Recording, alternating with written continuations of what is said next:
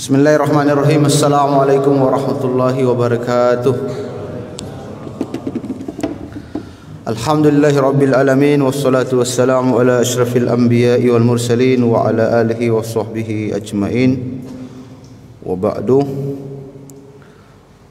Bapak-bapak dan jamaah sekalian yang dirahmati dimuliakan Allah Subhanahu wa taala. Alhamdulillah, kita bersyukur kepada Allah Subhanahu wa taala karena pada kesempatan yang berbahagia ini kita dapat melanjutkan kegiatan puasa kita. Mudah-mudahan puasa kita diterima oleh Allah Subhanahu wa taala. Bapak-bapak dan ibu-ibu sekalian yang dirahmati Allah Subhanahu wa taala, dalam kitab Al-Jami' li Syu'abil Iman disebutkan salah satu riwayat yang menyebutkan bahwa Ibnu Umar radhiyallahu anhuma kalau berbuka puasa dia berdoa kepada Allah Subhanahu wa taala dengan doa yang berbunyi, ya wasi'al maghfirah, wahai zat yang maha luas ampunannya, Ighfirli, ampunilah aku. Ya, jadi redaksi doa pada waktu berbuka itu banyak. Bisa kita membaca doa Allahumma lakasumtu dan seterusnya, atau doa yang lain dhahabad dhama dan seterusnya. Dan salah satu doa juga yang diajarkan oleh sahabat Nabi Muhammad sallallahu alaihi wasallam yaitu Ibnu Umar, dia berdoa meminta ampunan kepada Allah Subhanahu wa taala. Ini mengajarkan kepada kita bapak-bapak dan jemaah sekalian yang dirahmati Allah Subhanahu wa taala bahwa salah satu isi doa yang harus kita panjatkan kepada Allah Subhanahu wa taala, terutama pada waktu kita berada di waktu-waktu yang mustajab, adalah permintaan ampunan kepada Allah Subhanahu wa taala, karena memang itulah yang paling kita butuhkan dalam kehidupan di dunia ini.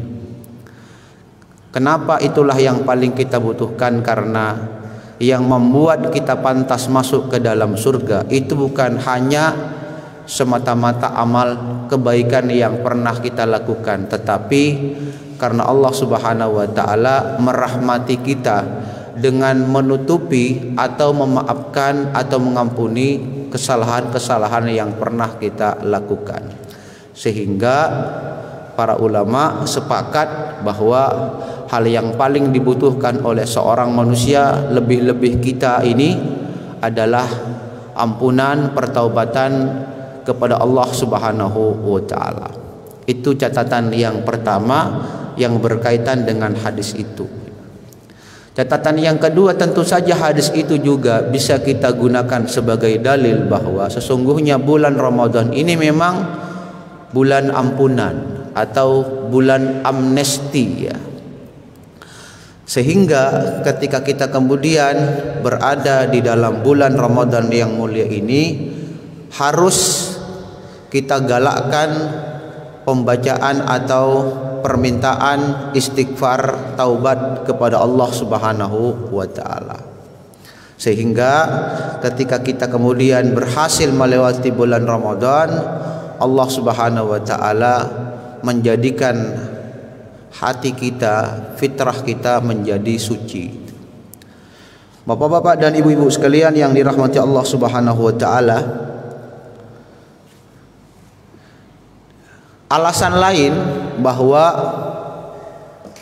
bulan Ramadan ini adalah bulan ampunan atau bulan pertaubatan kepada Allah Subhanahu wa taala didasarkan juga kepada salah satu riwayat bahwa suatu ketika Siti Aisyah radhiyallahu anha bertanya kepada Nabi Muhammad sallallahu alaihi wasallam tentang apa yang harus dia lakukan ketika dia berada dalam Lailatul Qadar.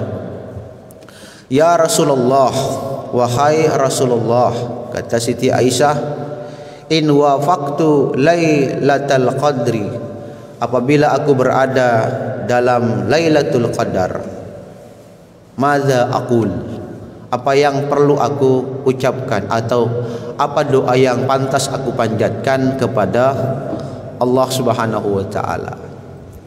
Quli, maka Nabi Muhammad sallallahu alaihi wasallam berkata, Allahumma innaka afuwun tuhibbul afwa fa'fu anni. Jadi sebenarnya doa yang biasa kita baca menjelang berbuka itu doa yang diajarkan oleh Nabi Muhammad sallallahu alaihi wasallam dalam konteks atau dalam momen ketika kita berada dengan tentu keyakinan-keyakinan perkiraan ya, dengan melihat kondisi-kondisi yang ada bahwa kita sudah berada dalam Lailatul Qadar. Dan ketika kita yakin bahwa kita telah berada dalam Lailatul Qadar, maka kita kemudian mengucapkan doa itu, Allahumma innaka afuwun tuhibbul afwa fa'fu anni. Ya, jadi doanya seperti itu. Tetapi bapak-bapak dan jemaah sekalian, umumnya kita ini memberikan tambahan lafaz karim, Allahumma innaka afuwun karim tuhibbul afwa fa'fu anni. Kalau kita membaca penjelasan para ulama hadis maupun penjelasan para ulama fikih, itu sebenarnya tambahan kata karim itu la asla laha, itu tidak ada dasarnya sama sekali. Tidak ada riwayat dari Nabi Muhammad sallallahu alaihi wasallam bahwa Nabi Muhammad sallallahu alaihi wasallam mengajarkan kepada Siti Aisyah doa Lailatul Qadar dengan tambahan karim. Itu la asla laha. Karena kenapa? Karena kalau kita lihat kitab-kitab terdahulu, baik itu kitab-kitab fikih apalagi kitab-kitab hadis, cetakan-cetakan terdahulu, itu tidak pernah ada seorang pun yang menukil atau yang menuliskan kata karim di dalam buku-buku fikih mereka. Imam An-Nawawi, Imam Al-Baghawi, Imam Ibnu Taimiyah dan ulama-ulama lainnya tidak pernah menyebutkan kata karim dalam kata Allahumma innaka afuwun tuhibbul afwa fa'fu anni.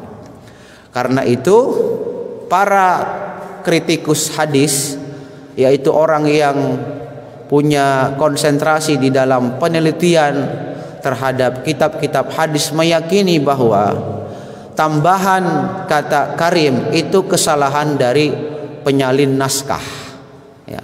Dan itu terjadi pada beberapa abad kemudian, tidak pernah kita temukan pada abad-abad terdahulu.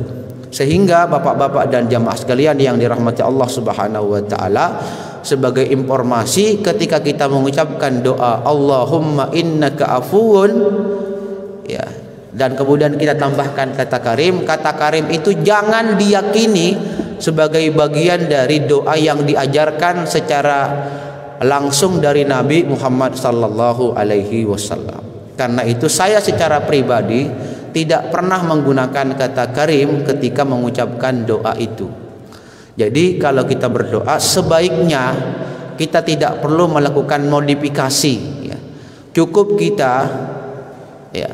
kita membaca sesuai dengan redaksi yang diajarkan oleh Nabi kita Muhammad sallallahu alaihi wasallam.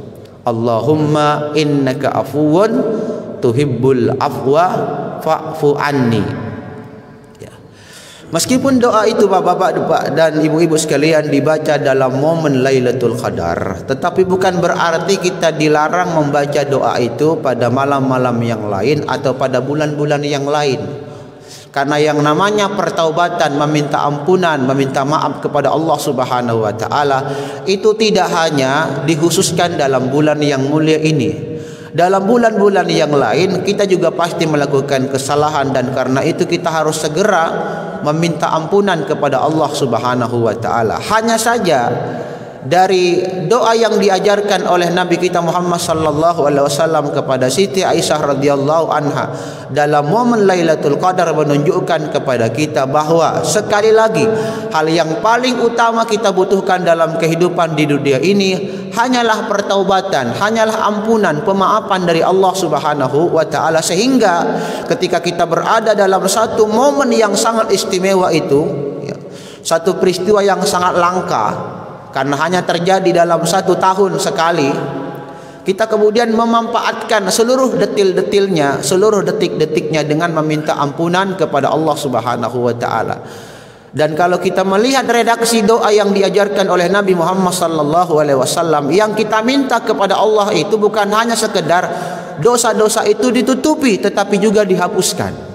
Karena memang para ulama sebagiannya berpendapat bahwa ada perbedaan makna antara kata ghafurun dengan kata afun.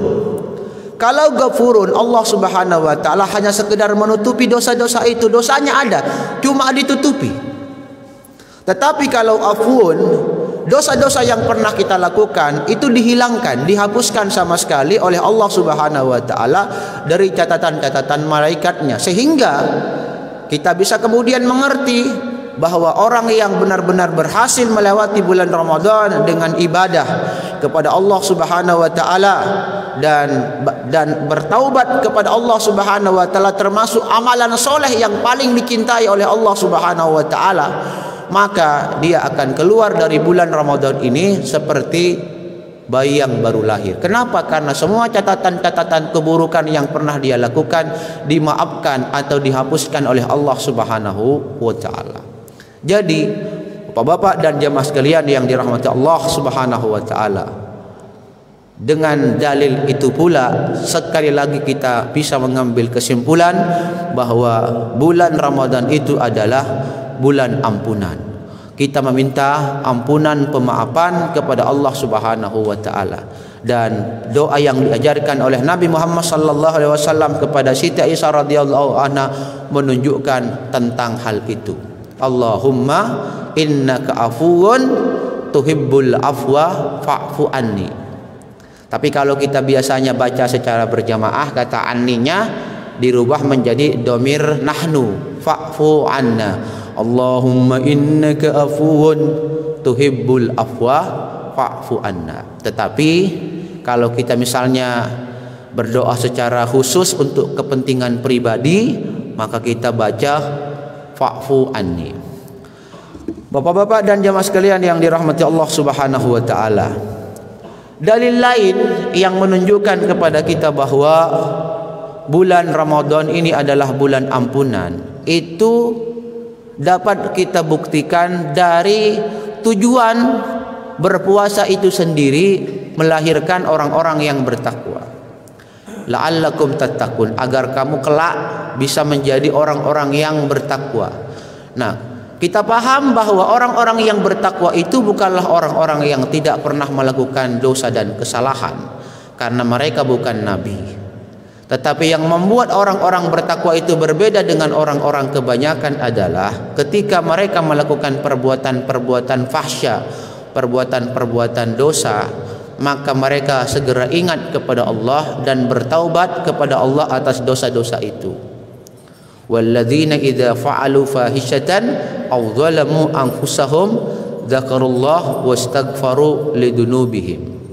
Jadi orang yang bertakwa bukan orang yang tidak pernah melakukan dosa dan kesalahan, tetapi yang membuat mereka berbeda dengan kebanyakan orang adalah mereka menyadari bahwa yang namanya dosa tetaplah sebuah dosa.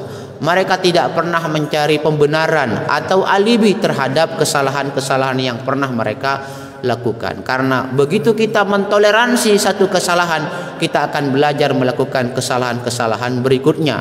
Dan sehingga kemudian kita tidak lagi meyakini satu dosa menjadi sebuah dosa. Nah, itulah yang membuat orang-orang yang bertakwa itu berbeda. Mereka sejak awal memiliki keyakinan bahwa satu dosa tetaplah satu dosa, dan sehingga mereka kemudian terdorong untuk meminta maaf kepada Allah Subhanahu wa taala.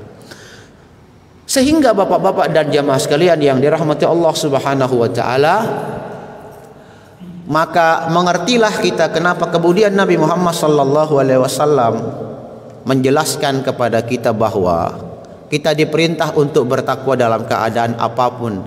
Ittaqillah haitsu ma kunta wa atbi'is sayyi'atal hasanata tamuha. Dan begitu kita melakukan kesalahan, segera kita perbaiki kesalahan itu dengan melakukan kebaikan-kebaikan.